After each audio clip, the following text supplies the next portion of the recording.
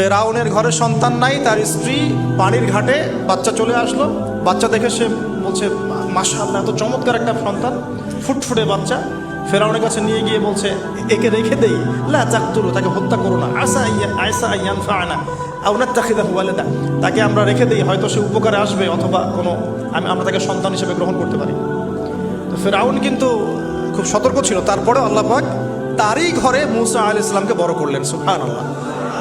আর মূসা আলাইহিস সালাম ফেরাউনের স্ত্রী দুধও পান করছে না, তখন মূসা আলাইহিস সালাম একজন বোন আছে, সে গিয়ে তাদেরকে খবর দিল যে আমরা কি তোমাদেরকে হাল আদুল্লুকুম আলা মান ইয়াকফুলু, এমন একজনের কথা বলবো যে মূসাকে দুধ পান করাবে, এই বাচ্চাকে দুধ পান করাবে। আল্লাহ পাকের কি কৌশল, আল্লাহ পাক ওই মায়ের কোলেই আবার মূসা আলাইহিস সালামকে ফিরিয়ে দিলেন। এদিকে মায়ের দুধ খাচ্ছে, ফেরাউনের ঘরে বড় হচ্ছে, আবার ফেরাউন একটা বড় অঙ্কের হাদিয়া তার মাকে দিচ্ছে দুধ পান করানোর জন্য। সুবহানাল্লাহ, আল্লাহ পাকের পরিকল্পনা দেখেন। আমি আসলে বুঝাতে পারছি না ভাই, আমার ল্যাঙ্গুয়েজের প্রবলেমের কারণে মাফ করবেন। অনেক তথ্য মাথায় থাকলে কথা বলা টাফ হয়ে যায়। তো সুবহানাল্লাহ, আল্লাহ পাকের পরিকল্পনা দেখুন, যে নবী মুহাম্মদ সাল্লাল্লাহু আলাইহি ওয়াসাল্লামকে মক্কা থেকে তাড়িয়ে দিচ্ছে মানুষ, আল্লাহ রাব্বুল আলামিন সেই মক্কা নবীর পায়ের সামনে এনে দিলেন, সুবহানাল্লাহ, মাত্র 8 বছরের ব্যবধানে। যে বদর যুদ্ধে মুসলিমদেরকে একদম নিঃশেষ করে দেওয়ার প্ল্যান করা হয়েছে, ওই বদরেই আল্লাহ রাব্বুল আলামিন আবু জেহেলের মৃত্যু লিখে রাখলেন। যে ইউসুফকে কুয়ায় ফেলে দিল তার ভাইরা, সেই ইউসুফকে আল্লাহ পাক সেখান থেকে রাজপ্রাসাদ, সেখান থেকে কারাগার, সেখান থেকে আবার নিয়ে আসলেন মিশরের পলিটিক্যাল পাওয়ার। আল্লাহর পরিকল্পনা। যে ইয়াসরিব একসময় ইহুদিদের দাপটের জায়গা ছিল, ওই ইয়াসরিব মুসলিমদের করতল কথা করলেন আল্লাহ পাক হিজরত করিয়ে।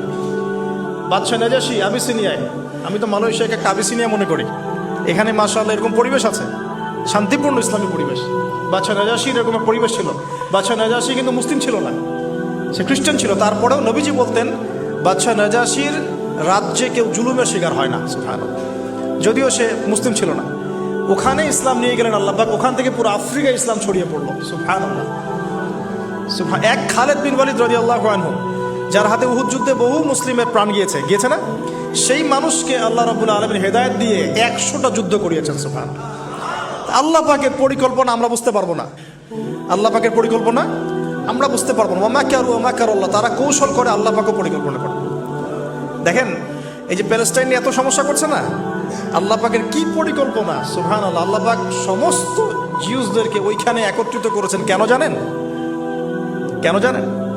আল্লাহ পাক এই যে 1914 থেকে নিয়ে 2023 এই যে সালগুলো চলছে, 100 বছর, লাস্ট 100 বছরে সারা ওয়ার্ল্ডের জিউসদেরকে ওখানে একত্রিত কেন করেছেন জানেন?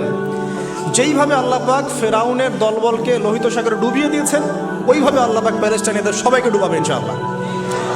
এটাও আল্লাহ পাকের একটা বড় পরিকল্পনা।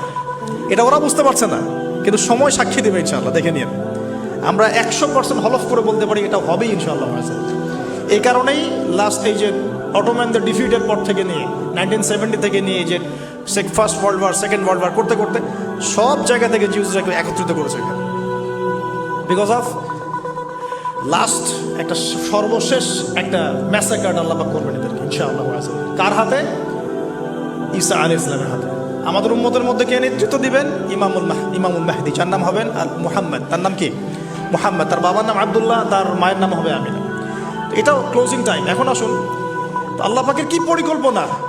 যৌবনকালটা আল্লাহ পাক মূসা আলাইহিস সালামকে ফেরাউনের ঘরেই কাটালেন, এবং আল্লাহ পাক মূসা আলাইহিস সালামকে দুটো গুণাবলী দিয়ে বড় করলেন। দুটো গুণাবলী মনে রাখবেন। এক হচ্ছে কওয়ী, তিনি শক্তিশালী ছিলেন, ফিজিক্যালি অনেক শক্তিশালী ছিলেন। আমিন মানে বিশ্বস্ত ছিলেন, কওয়ীউল আমিন, মনে থাকবে ইনশাআল্লাহ।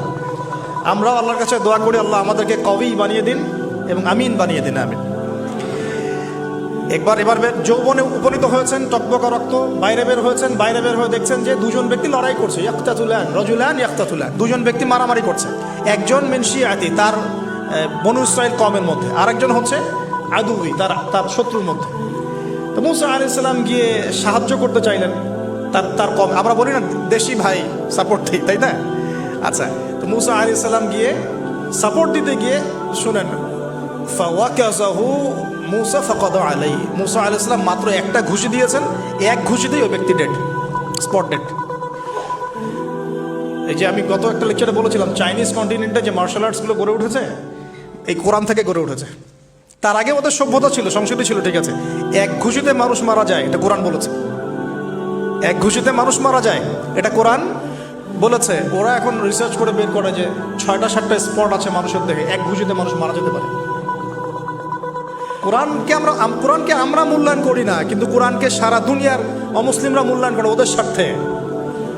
ওদের স্বার্থে তারা আমাদের কোরআনকে মূল্যায়ন করে, আমাদের হাদিসকে মূল্যায়ন করে। আমরা করতে চাই না, আল্লাহ মাফ করুক আমাদেরকে।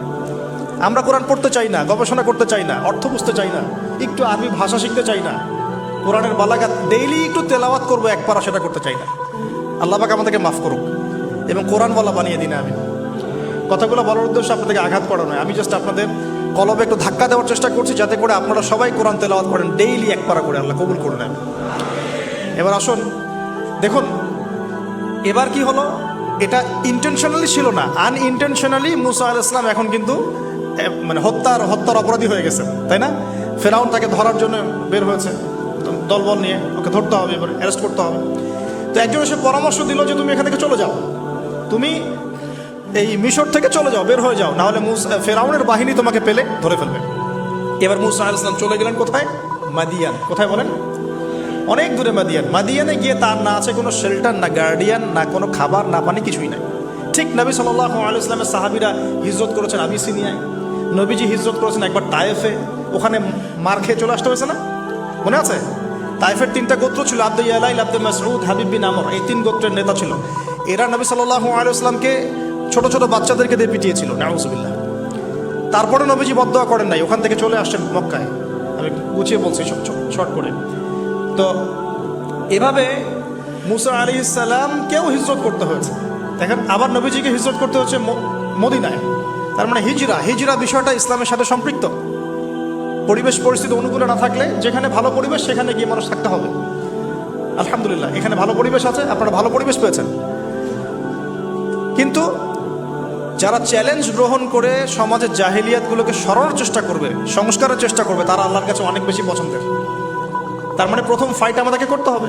করতে করতে গিয়ে এক পর্যায়ে যদি দেখি যে না আর পারছি না, তখন কি? হিজরা। এটা মাথায় রাখতে হয়। এখন নবী সাল্লাল্লাহু আলাইহি ওয়াসাল্লামকেও করতে হচ্ছে। মুসা আলাইহিস সালাম চলে গেলেন মিশর থেকে কোথায় বলেন? মাদিয়ানে। তখন আরেকজন নবী ছিলেন, তার নাম কি? শুআয়ব। এটা মাশাআল্লাহ, শুআয়ব আলাইহিস সালাম। শুআয়ব আলাইহিস সালাম সম্পর্কে আল্লাহ পাক বলেছেন তিনি অত্যন্ত চমৎকার বাগ্মী ছিলেন। মানে তিনি নবীদের মধ্যে অনেক সুন্দর করে কথা বলতে পারতেন। সুবহানাল্লাহ, সুবহানাল্লাহ। তো শুআয়ব আলাইহিস সালামের কওমের নাম কওমে মাদিয়ান। বলে রাখি, এই কওমে মাদিয়ানকে আল্লাহ রাব্বুল আলামিন ধ্বংস করেছেন সর্বপ্রথম ভূমিকম্প দিয়ে। কি দিয়ে? পৃথিবীতে সর্বপ্রথম যে জাতিকে ভূমিকম্প দিয়ে ধ্বংস করা হয়েছে তার নাম কওমে মাদিয়ান। কেন ধ্বংস করা হয়েছে? মাপে কম দিত। কি করতো? যেটা এখনকার ওয়ার্ল্ডের ইকোনমিক সুন্নাহ, নাউযুবিল্লাহ। মানুষকে ঠকানো এখনকার ওয়ার্ল্ডের ইকোনমিক সুন্নাহ। এবং এই মানুষকে ঠকানোর জন্য ইকোনমিক সেকশনে রিবা চালু করা হয়েছে। রিবা, সব জায়গায় রিবা, এভরি সিঙ্গল সেক্টর, যেটা under the foundation of world bank আর IMF। রিবা আছে কি নাই? আর আমরা তো রিবাটাকে এখন মনেও করি না যে মায়ের সাথে জেনা করছি, মায়ের সাথে জেনা করছি। এটাই তো হাদিসের কথা। রিবার 70 শাখা আছে পাপের, 73 শাখা আছে পাপের, সর্বনিম্ন শাখা মায়ের সাথে জেনা করা। না বুঝলি? তো এটা ইকোনমিক সুন্নাহ হয়ে গেছে না এখন? মানুষকে ঠকানো, মাপে কম দেওয়া, রিবা। আর আমরা তো মাশাআল্লাহ ঘুষ ছাড়া কিছু হয় না, দুর্নীতি ছাড়া হয় না, টেবিল পাসই হচ্ছে না। আল্লাহ মাফ করুক আমাদেরকে। তবে এগুলা আমাদের ইবাদতকে নষ্ট করে ফেলছে। কারণ হারাম রিজিক থাকলে ইবাদত, দোয়া কবুল হয় না। আল্লাহ পাক আমাদেরকে হালাল খাওয়ার তৌফিক দান করুন। এখন প্রিয় ভাইরা, ওখানে গিয়ে কিচ্ছু নাই, নিঃস্ব অবস্থায় কি দোয়া করতে পারেন একজন মানুষ? এই দোয়াটা শিখে নেন, ইনশাআল্লাহ আপনার জীবনের সমস্ত সংকট কেটে যাবে। আমি নিজেও ওই দোয়াটা বেশি বেশি করার চেষ্টা করি। দোয়াটা হচ্ছে, মুসা আলাইহিস সালাম একটা গাছের নিচে হেলান দিয়ে বসলেন। বসে দেখলেন দুজন মেয়ে দাঁড়িয়ে আছে দূরে, পানি নিতে পারছে না। লোকজন পানি নিয়ে যাচ্ছে, ওরা দাঁড়িয়ে আছে বেচারি। মুসা আলাইহিস সালাম গিয়ে বললেন, কি সমস্যা আপনাদের? এটা নিয়ে আপনারা আবার মেয়েদের সাথে কথা বলার চেষ্টা করেন, ঠিক আছে? তো মাহারাম গায়রা মাহারাম মেনে চলে। তারা বললো যে আমাদের বাবা অনেক বৃদ্ধ মানুষ, আমরা পানি নিতে পারি না যতক্ষণ না আমাদের কম পানি নিয়ে চলে যায়। তো মুসা আলাইহিস সালাম তো একটু বললাম না, ফিজিক্যালি খুব স্ট্রং ছিলেন। থাকে না বডি বিল্ডার, সামনে গিয়ে কথা বলে সরব, পানি দিতে দাও, তখন মানুষ একটু মূল্যায়ন করে না। তো মুসা আলাইহিস সালাম এভাবে পানি নিয়ে দিলেন এবং বাছুরদেরকে পানি পান করালেন, করিয়ে গাছের নিচে এসে বসে আছেন। বসে বসে তিনি দোয়া করছেন। এই যে দোয়াটা তিনি দোয়া করছেন, রব্বি, একটা নেক কাজ করলেন না, মানুষের উপকার করলেন, নেক কাজ করে এসে গাছের নিচে বসে দোয়া করছেন, আল্লাহ এখানে তো আমার খাবার পানি বাসস্থান কিছুই নাই, আমি কি করব? রব্বি ইন্নি লিমা আনজালতা ইলাইয়া মিন খায়রিন ফাকির। রব্বি ইন্নি লিমা আনজালতা ইলাইয়া মিন খায়রিন ফাকির। আবার বলেন, রব্বি ইন্নি লিমা আনজালতা ইলাইয়া মিন খায়রিন ফাকির। অর্থ হচ্ছে, হে আল্লাহ, তুমি তোমার পক্ষ থেকে আমার উপরে যে নিয়ামতগুলো দিবে, আমি এর জন্য ফকির হয়ে বসে আছি। আল্লাহ, অর্থ বুঝে পড়বেন ভাই। নামাজ, রোজা, হজ, যাকাত যাই করেন আল্লাহর ওয়াস্তে অর্থ বুঝে পড়বেন। অর্থ বুঝে পড়লে আপনার ইবাদতের স্বাদ পাবেন, তৃপ্তি পাবেন, আল্লাহর সাথে কানেকশন হবে, আল্লাহর নূর পাবেন, মাআরিফত পাবেন, সত্য স্বপ্নও দেখবেন তখন ইনশাআল্লাহ। তখন শুয়ে শুয়ে সত্য স্বপ্ন দেখবেন ইনশাআল্লাহ। আল্লাহ পাক তৌফিক দান করবেন। এবার আল্লাহ পাকের সাহায্য নেমে আসলো। ওই দুই মেয়ের মধ্যে একজন হেঁটে হেঁটে চলে আসে। এবার এই মেয়ের হাঁটা সম্পর্কেও কোরআন কথা বলেছে, সুবহানাল্লাহ। এই মেয়ে কিভাবে হেঁটে এসেছে এই হাঁটার বর্ণনাও কোরআন দিয়েছে। কোরআন বলেছে এই মেয়ে হেঁটে আসছে লাজুক পায়ে। কি পায়ে? এখন আপনি এই পুরো ওয়ার্ল্ডের মেয়েদের হাঁটা দেখেন, লজ্জা আছে? তাহলে মেয়েদের সাথে লজ্জা একটা গভীর সম্পর্ক আছে। এই মেয়ের প্রশংসা আল্লাহ পাক কোরআনে করলেন, লাজুক পায়ে, লাজুক ভঙ্গিতে, অবনত নয়নে সে হেঁটে আসলো। এই মেয়ে এসে বলছে, আমার বাবা আপনাকে ডাকেন, আমার বাবা আপনাকে ডাকছেন। তিনি গেলেন। বাবা শুআয়ব আলাইহিস সালাম, তখন এক বোন ইনডাইরেক্টলি বাবাকে বোঝাচ্ছে যে বিয়ে শাদী দিলে ভালো হয়। এক বোন বলছে যে আপনি তো তাকে পুরস্কৃত করতে চাচ্ছেন, তাহলে এইরকম কবিউন আমিন একজন মানুষকে সবচেয়ে ভালোভাবে পুরস্কৃত করা যায় তার যথাযোগ্য প্রতিদান দেওয়ার মধ্য দিয়ে। তো মেয়ের ইশারা বাবা বুঝেছেন, তিনি নিজের এক মেয়ের সাথে মুসা আলাইহিস সালাম বিয়ে দিলেন, সুবহানাল্লাহ। তবে শর্ত দিলেন, দেনমোহর কি? মোহর তো নাই। মোহর কি? এবার মোহর হচ্ছে 8 বছর তোমাকে আমার ফার্মে কাজ করতে হবে। এটা আগেকার একটা স্টাইল ছিল, সুন্নাহ। এটা এখন নাই, যদিও আগে এরকম ছিল যে দেনমোহর দেওয়ার জন্য এই একটা পদ্ধতি ছিল। যেমন ইয়াকুব আলাইহিস সালামের ক্ষেত্রেও এরকম 7 বছরের কথা আসছে। তিনি 7 বছর তার শ্বশুরের ফার্মে কাজ করেছেন। এটা নতুন ছিল না ওই সময়, এটা কমন ছিল। এখন যেমন আমাদের দেশে কমন 10 লাখ টাকা মোহর হবে, 10,000 টাকা দিব, বাকিটা সব বাকি, তাই না? তো এরকম আর কি কমন কিছু বিষয় থাকে আর কি। আস্তাগফিরুল্লাহ, মাফ করুন। বলবে বাসুরাতে, বলবে আমাকে মাফ করে দাও। শুরুতেই নিজের গায়রথহীনতার পরিচয় দিল। আবার এদিকে শ্বশুরের কাছে মাশাআল্লাহ মোটা অঙ্কের ডোনেশন নিতে চাচ্ছে, যৌতুক। বিয়ে আমাদের ওখানে মাশাআল্লাহ মানে কেনা বেচা, মেয়ে বিক্রি করতেছে আর ছেলে কিনতেছে। এবার 8 বছর পূর্ণ করা হলো, তিনি আরো 2 বছর 10 বছর পূর্ণ করলেন। এই 10 বছরে মুসা আলাইহিস সালাম নববী পরিবেশ পেলেন, অভিভাবক পেলেন, স্ত্রী পেলেন, প্রেমময়ী সন্তান ইত্যাদি সবকিছু। এবার আল্লাহ রাব্বুল আলামিন তাকে মিশরের দিকে যাওয়ার যে সময় তো এখন হয়ে গেছে, 10 বছর হয়েছে, মিশরে যেতে হবে।